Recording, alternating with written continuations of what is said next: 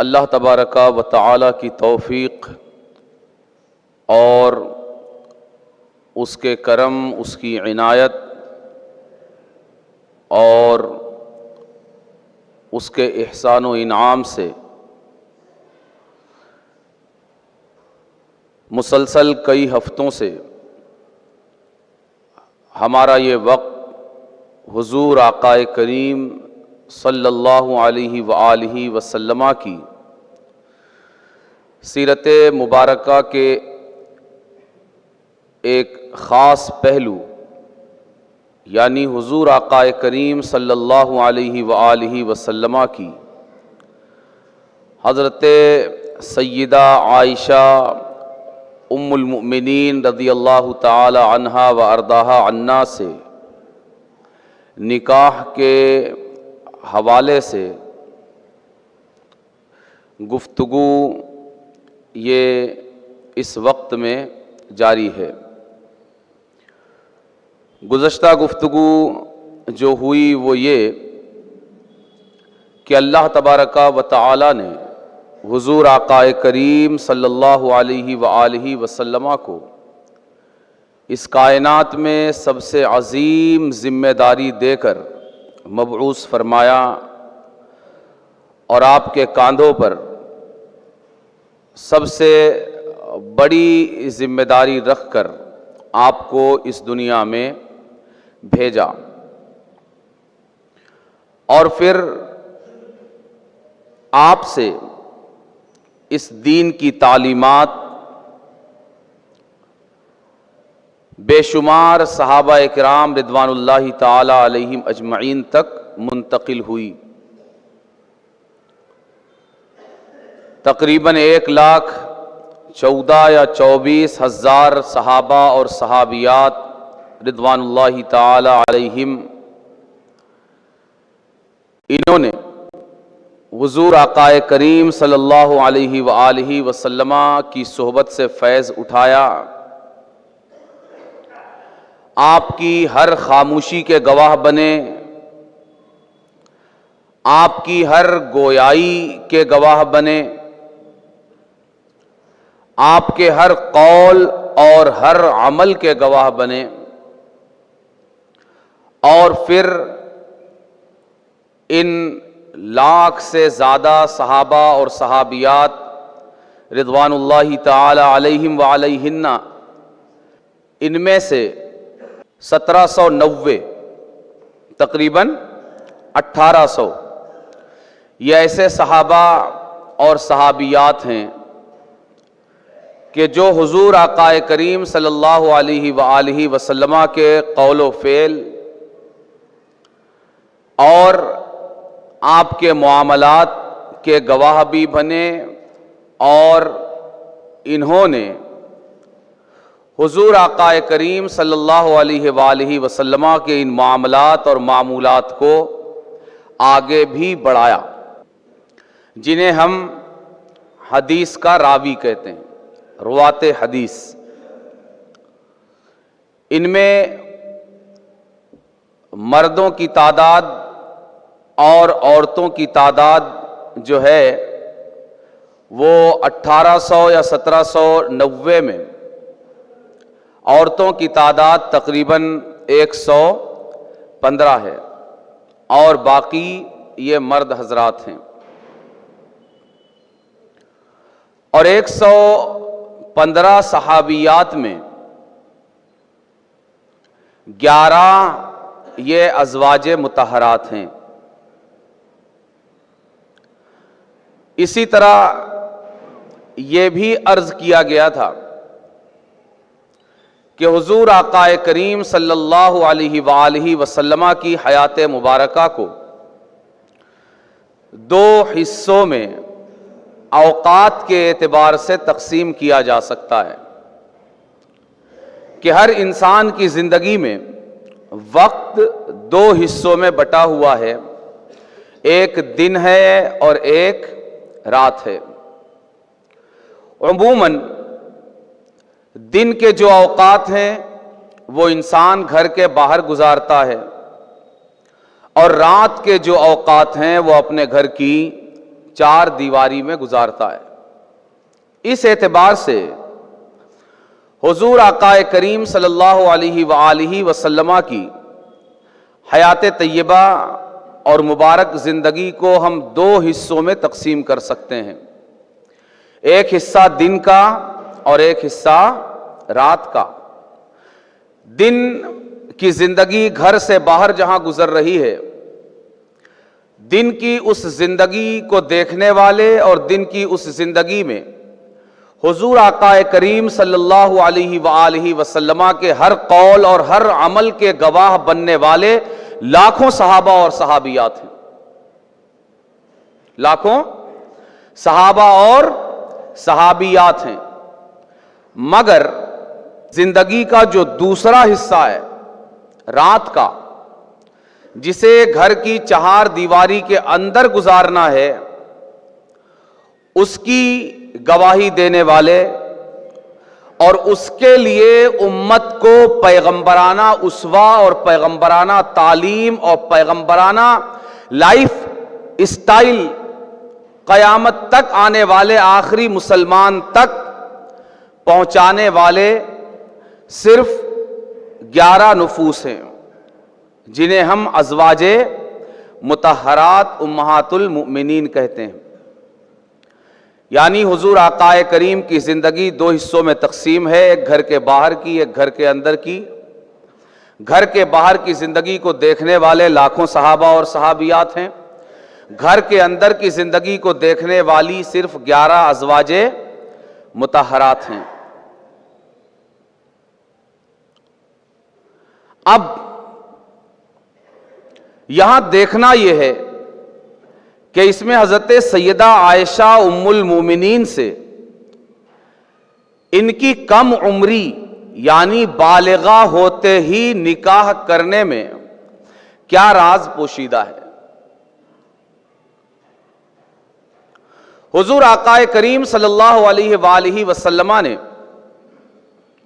اگر ہم اس طرح دیکھیں کہ زندگی آپ کی دو حصوں میں تقسیم ہے، ایک گھر کے باہر کی اور ایک گھر کے اندر کی، اور رات اور دن تقریباً یہ وقت کے اعتبار سے برابر ہوتے ہیں، اگرچہ ایکٹیویٹی کے اعتبار سے کیا ہوتے ہیں، دن بھاری ہوتا ہے اور رات ہلکی ہوتی ہے، کہ آدمی زیادہ تر ایکٹیویٹیز یہ دن میں کرتا ہے، رات میں زیادہ ایکٹیویٹیز نہیں ہوتی، مگر وقت کے اعتبار سے دونوں کیا ہوتے ہیں، ایکول ہوتے ہیں تقریباً، کچھ معمولی فرق کے ساتھ رات اور دن کا دورانیہ اور وقفہ یہ برابر ہوتا ہے۔ اور حضور آقا کریم کی زندگی اگر ہم دیکھیں تو آپ کی زندگی کی تو ایک ایک حرکت، ایک ایک سکون، ایک ایک گویائی اور ایک ایک خاموشی، یہ ہماری ساری زندگی کے قول و عمل اور خاموشی اور گویائی پر بھاری ہے۔ اس اعتبار سے ساری رات کے معمولات تو الگ، صرف ایک فرمان آپ کا کتنا قیمتی ہے ہم اس کا اندازہ لگا سکتے ہیں۔ گویا کہ گھر کے باہر کی زندگی کو امت کی طرف منتقل کرنے کے لیے اور اس کا گواہ بننے کے لیے، اس کو اپنے وجود میں جذب کرنے کے لیے لاکھوں صحابہ اور صحابیات کی تعداد موجود ہے، مگر گھر کے اندر کی زندگی کو جذب کرنے اور اس کو محفوظ کر کے آگے امت تک منتقل کرنے کے لیے یہ 11 ازواج مطہرات موجود ہیں۔ اب ان میں حضور آقا کریم صلی اللہ علیہ وآلہ وسلم نے حضرت سیدہ عائشہ ام المومنین رضی اللہ تعالی عنہا کے علاوہ جو 10 نکاح فرمائے، ان میں آپ کی کوئی بھی زوجہ مبارکہ کنواری نہیں ہے۔ کنواری صرف کون ہے؟ حضرت سیدہ عائشہ، باقی سب یا تو مطلقہ ہے یا بیوہ ہے، مطلقہ ہے یا بیوہ ہے کہ طلاق دے دیا پہلے شوہر نے، اور یا تو وہ پہلے شوہر دنیا سے رخصت ہو گئے، سب بیویاں. یعنی تمام ازواج مطہرات کی زندگی میں آقا کریم صلی اللہ علیہ وآلہ وسلم سے پہلے بھی کوئی مرد موجود ہے، اور یہ بطور بیوی اور بطور زوجہ کسی اور گھر میں زندگی گزار چکی ہیں. ایسی بھی ازواج ہیں جو حضور آقا کریم صلی اللہ علیہ وآلہ وسلم کے نکاح میں تشریف لانے سے پہلے دو بار ان کے نکاح ہو چکے ہیں. ایک شوہر کے نکاح میں تھی، اس نے طلاق دیا، دوسرے سے نکاح کیا، اس نے طلاق دیا، پھر سرکار کے نکاح میں آئی. ایسا بھی ہے. یعنی حضرت سیدہ عائشہ ام المومنین کے علاوہ آپ کی تمام بیویاں بطور بیوی آقا کریم سے پہلے کسی اور گھر میں رہ چکی ہیں. یہ بات سمجھ میں آتی ہے؟ اب دین کو ایک ایسے وجود کی ضرورت تھی جو پوری طرح نبوت والے گھر میں پروان چڑھاؤ. اس نے جب سے ہوش کی آنکھیں کھولی، شعور سنبھالا، اس کے اندر سمجھداری آئی، وہ تب سے کسی اور کے گھر میں نہیں، صرف سرور کائنات صلی اللہ علیہ وآلہ وسلم کے گھر سے اس کے شعور کا آغاز ہوا ہو. کیوں؟ اس لیے کہ انسان یہ صحبت سے سیکھتا ہے، ماحول سے سیکھتا ہے، اپنے گرد و پیش کا رنگ اس پر چڑھتا ہے، اور یہ چیز اتنی اثر انداز ہوتی ہے کہ حضور آقا کریم صلی اللہ علیہ وآلہ وسلم نے فرمایا کل مولود یولد علی الفطرہ فابواہ یہودانہ او ینصرانہ او یمجسانہ، کہ ہر پیدا ہونے والا خواہ کسی ملک میں پیدا ہو، کسی قوم میں پیدا ہو، کسی رنگ اور کسی نسل میں پیدا ہو، کسی مذہب، کسی دھرم، کسی دین کے ماننے والوں کے گھر میں پیدا ہو، وہ فطرت اسلام پر پیدا ہوتا ہے. یا رسول اللہ، پھر وہ یہودی کیسے بن جاتا ہے؟ وہ نصرانی کیسے بن جاتا ہے؟ وہ مجوسی کیسے بن جاتا ہے؟ تو سرکار فرماتے ہیں پیدا تو فطرت اسلام پر ہوتا ہے، مگر ماں باپ کی صحبت اسے اپنے رنگ میں رنگ دیتی.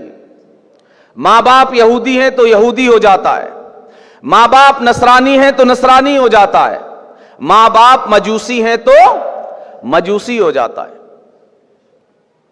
صحبت اور گرد و پیش کا ماحول یہ اتنا اثر انداز ہوتا ہے کہ یہ دھرم کریٹ کرتا ہے، انسان کے اندر دین کریٹ کرتا ہے، دین کو بدل کر رکھ دیتا ہے. تو وہ امہات المومنین جو حضور آقا کریم صلی اللہ علیہ وآلہ وسلم کے نکاح میں تشریف لانے سے پہلے ایک شوہر یا دو شوہروں کے نکاح میں رہ چکی ہیں، اور ان شوہروں سے انہیں اولاد بھی ہے. ان شوہروں کا، ان کے ماحول کا، ان کے گھروں کا ان پر اثر ہوگا یا نہیں؟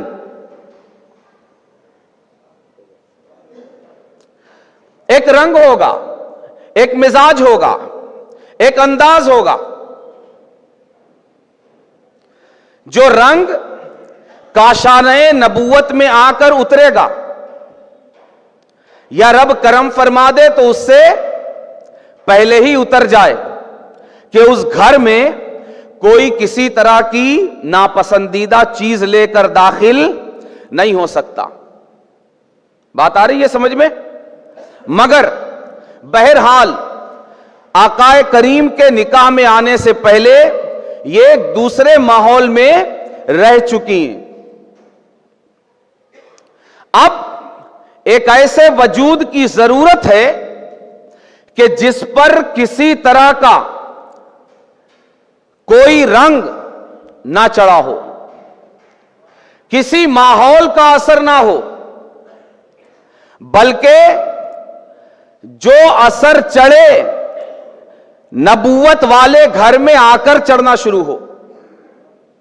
جو ماحول بنے، جو ذہن بنے، جو فکر بنے، اس فکر کے بننے کا آغاز آقا کریم کے گھر میں آ کر بنے. اس کے لیے چنا گیا حضرت سیدہ عائشہ ام المومنین رضی اللہ تعالی عنہا واردہا عنہا کو. کیوں؟ اس لیے کہ ذمہ داری کتنی بڑی ہے. قیامت تک آنے والے آخری انسان تک ہدایت کا پیغام پہنچانے کی ذمہ داری ان کاندھوں پر ہے. آقا کریم صلی اللہ علیہ وآلہ وسلم کے کاندھوں پر، اور پھر آپ کے ذریعے ان تعلیمات کو لے کر ان صحابہ اکرام رضوان اللہ تعالی علیہم اجمعین اور صحابیات رضی اللہ تعالی عنہن کو اس پیغام کو آگے پہنچانا ہے. اس میں گھر کے باہر تو بہت سارے ہیں، گھر کے اندر صرف 11 ہیں، اور ان 11 میں بھی 10 ایسے ہیں جو سرکار کے نکاح میں آنے سے پہلے ایک یا 2 مردوں کی زوجیت میں رہ چکے ہیں. تو سیدہ عائشہ ام المومنین کا انتخاب کیا گیا. یہ میں جواب دے رہا ہوں دنیا کو کہ سرکار نے سیدہ عائشہ ام المومنین سے کم عمری میں نکاح کیوں کیا. سیدہ عائشہ ام المومنین کا انتخاب کیا گیا، اور صرف ان کا نہیں بلکہ ان کے باپ حضرت سیدنا ابو بکر صدیق رضی اللہ تعالی عنہ کا بھی انتخاب کیا گیا کہ یہ نبوت کے گھر کا ماحول انہیں 9 سال کی عمر سے ملے، مگر صدیقیت کے گھر کا ماحول پیدا ہوتے ہی انہیں دستیاب ہو، اور صدیقیت کے گھر میں یہ جنم لے اور صدیق کے ساتھ رہ کر، صدیق کی صحبت میں زندگی گزار کر، صبح و شام، رات اور دن مصطفیٰ جان رحمت کے عشق اور آپ کی محبت کا جام پی پی کر بڑی ہو، اور یہ جام پی پی کر پروان چڑھے اور 9 سال کی عمر تک پہنچے. حضرت سرکار سیدنا ابو بکر صدیق کا بھی انتخاب کیا گیا، اور پھر ان کے گھر میں سیدہ عائشہ کی شکل میں حضور آقا کریم صلی اللہ علیہ وآلہ وسلم کی زوجہ محترمہ کی شکل میں ایک بچی پیدا ہوئی جو کاشانہ نبوت کی امانت تو ہے ہی، اس پوری امت کی امانت ہے. وہ پیدا ہوئی اور حضرت سرکار سیدنا ابو بکر صدیق جو بظاہر گھر والے نہیں ہیں، بظاہر گھر والے نہیں ہیں، اس لیے کہ بیوی کبھی بھی گھر سے نہیں بن سکتی، بیوی باہر سے ہی بننا ہے، بیوی باہر سے ہی بننا ہے، مگر یہ بیوی ایسی بننا ہے کہ جو اتنی قریبی ہو کہ جس کی قربتوں کی کوئی حد نہ ہو. تو باہر والی بھی ہونا چاہیے مگر اتنی قرابت اور اتنی قربت ہونی چاہیے کہ جس کی کوئی حد نہ ہو. تو ابو بکر صدیق کا انتخاب کیا گیا جو گھر والے تو نہیں ہیں مگر قربتیں اتنی ہیں، محبتیں اتنی ہیں، عشق اتنا ہے کہ جب سیدہ عائشہ کا رشتہ پیش کرنے والے نے حضور آقا کریم کی بارگاہ میں عرض کیا کہ حضور ایک بچی کا رشتہ میں آپ کے پاس لے کر آئی ہوں. آقا کریم نے پوچھا وہ کون ہے؟ تو فرمایا یا رسول اللہ وہ اقرب الناس الیک کی بیٹی ہے. یعنی اس کی بیٹی ہے جو آپ سے سب سے زیادہ قربت رکھنے والی ذات ہے، ابو بکر صدیق۔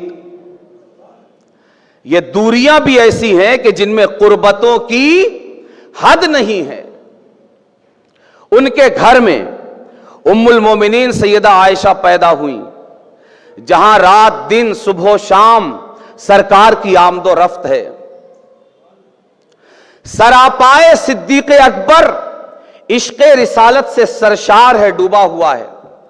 جس گھر کی چار دیواری میں بات ایک ہی ذات کی ہوتی ہے، تذکرہ ایک ہی ذات کا ہوتا ہے، چرچے ایک ہی ذات کے ہوتے ہیں، گیسوؤں کا ذکر ایک ہی ذات کے گیسوؤں کا، وجود کا ذکر ایک ہی ذات کے وجود کا، لباس کا ذکر ایک ہی ذات کے لباس کا، یعنی صبح و شام اور رات دن سرکار سیدتنا عائشہ صدیقہ رضی اللہ تعالی عنہا کے کان جس کا ذکر سن سن کر سرشار ہو رہے ہیں، اور یہ وجود جس کا ذکر سن سن کر پروان چڑھ رہا ہے، اس ذات کا نام پیغمبر پیغمبراں حضور خاتم النبیین صلی اللہ علیہ وآلہ وسلم ہے۔ اور صدیق اکبر کے گھر میں ان کی یہ لاڈلی بیٹی جیسے ہی بالغ ہونے کے مرحلے سے گزرتی ہے، فوراً حضور آقا کریم صلی اللہ علیہ وآلہ وسلم کے گھر کی طرف بطور زوجہ اور بطور بیوی منتقل کر دی جاتی ہیں۔ یعنی ایک عورت بیوی بننے لائق کب ہوتی ہے؟ بیوی بننے لائق کب ہوتی ہے؟ ایک عورت بالغ ہونے سے بیوی بننے لائق ہوتی ہے۔ وہیں سے اٹھا کر حضور آقا کریم کے گھر میں پہنچا دیا گیا کہ یہ بطور بیوی جو کچھ دیکھیں حضور کریم کی بیوی بن کر ہی دیکھیں۔ اور پہلا مرد بطور شوہر اور آخری مرد بطور شوہر ان کی زندگی میں جو آئے، وہ صرف اور صرف حضور آقا کریم صلی اللہ علیہ وآلہ وسلم کی ذات کریم۔ وہاں سے سیدہ عائشہ ام المومنین رضی اللہ تعالی عنہا حضور آقا کریم صلی اللہ علیہ وآلہ وسلم کے گھر میں تشریف لاتی ہیں، اور جب تشریف لاتی ہیں تو وہ کارنامہ انجام دیتی ہیں کہ روایتوں میں آیا کہ حضور آقا کریم صلی اللہ علیہ وآلہ وسلم نے فرمایا، خذوا ثلث دینکم من بیت عائشہ، کہ ایک تہائی دین، کتنا؟ ایک تہائی دین عائشہ کے گھر سے حاصل کرو۔ ایک تہائی دین، 1/3 دین سیدہ عائشہ ام المومنین کے گھر سے حاصل کرو۔ اسی طرح دوسری روایت جس پر بہت کلام کیا گیا، لفظاً اگرچہ یہ قابل اعتبار نہیں ہے مگر اس کا معنی صحیح ہے، اور کس معنی میں صحیح ہے وہ میں عرض کرتا ہوں کہ بعض محدثین نے ذکر کیا، خذوا شطر دینکم او نصف دینکم من هذه الحمیرہ، کہ آدھا دین، کتنا؟ آدھا دین اس حمیرہ سے حاصل کرو۔ حضور آقا کریم صلی اللہ علیہ وآلہ وسلم پیار سے حضرت سیدہ عائشہ ام المومنین کو حمیرہ کہا کرتے تھے۔ کیا کہتے تھے؟ حمیرہ۔ فرمایا آدھا دین اس حمیرہ سے حاصل کرو۔ محدثین نے اس روایت پر کلام کیا ہے، اور لفظاً لفظ کے اعتبار سے اس روایت کو صحیح قرار نہیں دیا ہے، مگر جو معنی میں نے ذکر کیا ہے کہ انسان کی زندگی 2 حصوں میں تقسیم ہے، ایک گھر کے باہر کی زندگی اور ایک گھر کے اندر کی زندگی۔ اگر اس لحاظ سے ہم دیکھیں تو یہ روایت اپنے معنی کے اعتبار سے درست ہے کہ اس لفظ میں سرکار سے یہ روایت محدثین کہتے ہیں ثابت نہیں ہے، مگر یہ معنی ثابت ہے کہ حضرت سیدہ عائشہ ام المومنین آپ کے گھر کے اندر کی زندگی جو انسان کی عادی زندگی ہے اس کی روایتوں کی امین اور گواہ ہمیں نظر آتی ہیں۔ اہل علم کہتے ہیں، محدثین مفسرین، کہ ہم تک دین کا ایک تہائی حصہ حضرت سیدہ عائشہ ام المومنین سے پہنچا ہے۔ اس لیے حضور آقا کریم صلی اللہ علیہ وآلہ وسلم نے حضرت سیدہ عائشہ ام المومنین سے کم عمری میں نکاح فرمایا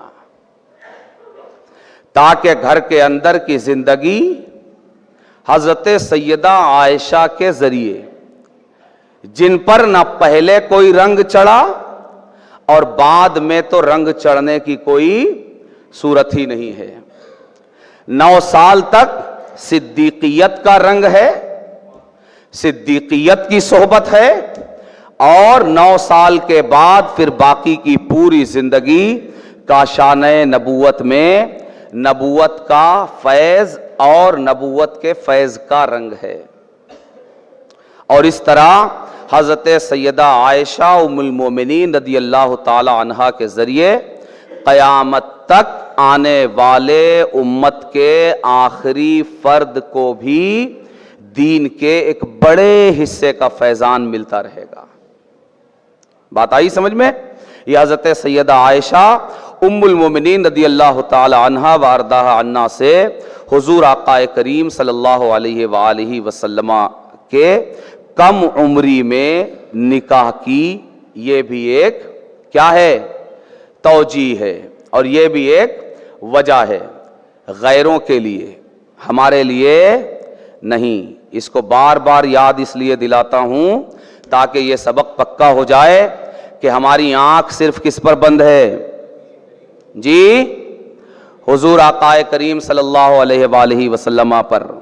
حضور کے علاوہ ہماری آنکھ کسی اور پر بند نہیں ہے۔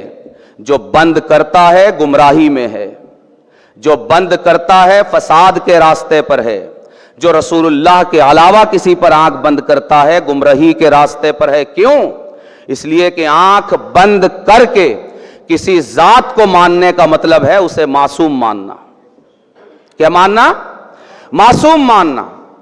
اسلام میں اللہ کے بعد کسی کی بات اس لیے ماننا کہ اس کی بات ہے، اللہ کے رسول کے علاوہ یہ مقام کسی اور کو حاصل نہیں ہے۔ اللہ کے رسول کے علاوہ ہم جس کی بات بھی مانیں گے اس لیے نہیں کہ اس کی بات ہے، اس لیے کہ وہ اللہ و رسول کی بات کر رہا ہے۔ یہ بہت اہم بات ہے، اس کو سمجھیے۔ جو آج کے فتویٰ فروش ملا اور مفتیوں کے دماغ میں نہیں آ رہی ہے، دین فروشی کی وجہ سے، چاہے جس کی بات ہو اللہ و رسول کے علاوہ، ہم اس کی بات کو اس لیے مانیں گے کہ اس کی بات اللہ و رسول کی بات کے مطابق ہے۔ اگر اللہ و رسول کی بات کے مطابق نہ ہو تو ہم نہیں مانیں گے۔ یعنی اتھینٹک ذات اللہ کے بعد صرف ایک ہے، جس کی بات کو اس کی ذات کی وجہ سے مانا جائے گا وہ صرف اللہ کے رسول ہیں۔ آپ کی بات کو کہیں لے جا کر تولا نہیں جائے گا، اس لیے کہ ترازو خود آپ کی ذات ہے۔ کسی نے کہا رسول اللہ نے کہا، بات ختم ہو گئی، مگر کسی نے کہا کہ بڑے سے بڑے حضرت نے کہا، بات ختم نہیں ہوتی، بات ختم نہیں ہوتی، بلکہ یہ دیکھا جائے گا کہ ان حضرت کی بات قرآن کے مطابق اور رسول کی بات کے مطابق ہے یا نہیں۔ مگر کسی نے کہا رسول نے کہا، بات ختم ہو گئی، اب کچھ دیکھنے کی ضرورت نہیں ہے۔ یعنی اللہ کے بعد کسی ذات کو اگر مانا جائے گا بطور ذات تو وہ صرف آقا کریم کی ذات ہے. اسی لیے معصوم ذات صرف ایک ذات ہے، وہ حضور آقا کریم کی. اور اسی لیے آنکھ بند صرف آقا کریم کی ذات پر کی جائے گی. اسی لیے یہ آنکھیں بند کرنے کا فلسفہ دینے والے کس طرح گمراہ ہو رہے ہیں آپ دیکھ رہے ہیں. کبھی کہا حضرت پر بند ہے، آگے کہا ہماری شورا پر بھی بند کر لو، ہمارے مفتیوں پر بھی بند کر لو، ہم پر بھی بند کر لو. جب آدمی ہدایت کے راستے سے ہٹتا ہے تو پھر ہٹتا ہی چلا جاتا ہے، اس لیے کہ گمراہی کے بہت سارے راستے ہیں. اس لیے اس کو مضبوطی سے تھام کر رکھیے کہ آنکھیں بند کس پر ہیں؟ صرف رسول اللہ صلی اللہ علیہ وآلہ وسلم پر. یہاں سے ہٹ کر جب آنکھ بند کرو گے تو پھر سب برابر ہیں. پھر آپ اپنے اوپر بھی آنکھ بند کرواؤ گے، حضرت پر بھی آنکھ بند کرواؤ گے، ان پر بھی آنکھ بند کرواؤ گے اور ان پر بھی آنکھ بند کرواؤ گے. یہ دین اسلام ہے، یہ بندوں کا پیدا کیا ہوا کوئی دین نہیں ہے، یہ اللہ کا دیا ہوا دین ہے. یہاں آنکھ صرف اللہ پر بند کی جاتی ہے اور اللہ کے فرستادہ رسول اللہ پر، کسی اور پر آنکھ بند نہیں کی جاتی. کیوں؟ اس لیے کہ یہاں مخلوق پر آنکھ بند کرنے کا معنی یہ ہے کہ اس کی بات کو اس لیے مانا جائے کہ اس نے کہا ہے، اس لیے مانا جائے کہ اس نے کہا ہے، اور ایسی ذات مخلوق میں رسول اللہ کے علاوہ کوئی نہیں ہے. اللہ تبارک و تعالی اس فلسفے کو ہمیں سمجھنے کی توفیق عطا فرمائے. اور ہمارے لیے یہ ساری باتیں اس لیے نہیں ہیں کہ ہماری آنکھ ہمارے سرکار پر بند ہے. ہمارے سرکار نے جو کیا ہمیں اس پر کسی دلیل کی ضرورت نہیں ہے. سب سے بڑی دلیل ہمارے پاس یہ ہے کہ ہمارے سرکار نے یہ کیا ہے، بات ختم. اور ایسی سرکار کے بعد کوئی اور شخصیت نہیں ہے کہ دلیل وہ بن جائے اس لیے کہ اس نے کیا ہے. ٹھیک ہے، بطور شخصیت دلیل صرف حضور آقا کریم صلی اللہ علیہ وآلہ وسلم ہیں. اللہ تبارک و تعالی ان باتوں کو ہمارے قلب و جگر میں پوری مضبوطی کے ساتھ راسخ فرما دے. وما علینا الا البلاغ.